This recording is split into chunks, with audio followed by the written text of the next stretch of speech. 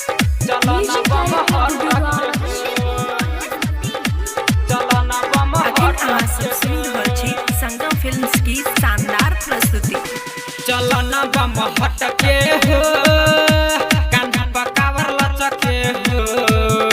चलना बम हटके हो चलना बम हटके हो कान्हा पकावर लचके हो। चलना बम हटके हो जाई देव घर ना गरिया सटन है पजरिया है लोटावा से जल हमरा छलके हो। चलना बम हटके हो कान्हा पकावर लचके हो। चलना बम झटके हो चलना बम झटके हो चलना बम झटके हो।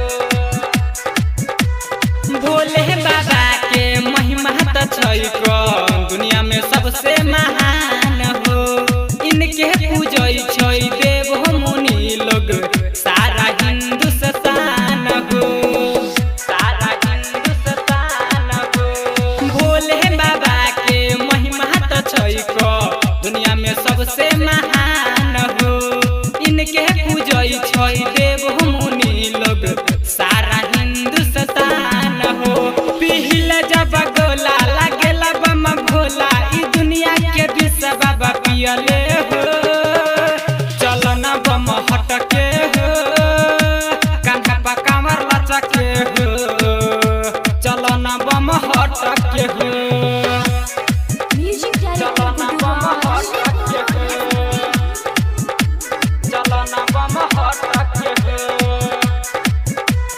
डीजे जिया बुला गुडू बवाली भांग खा के डोले हो। प्यारे बीबी सना खुशी के मारे मस्ती में डोले हो मस्ती में डोले।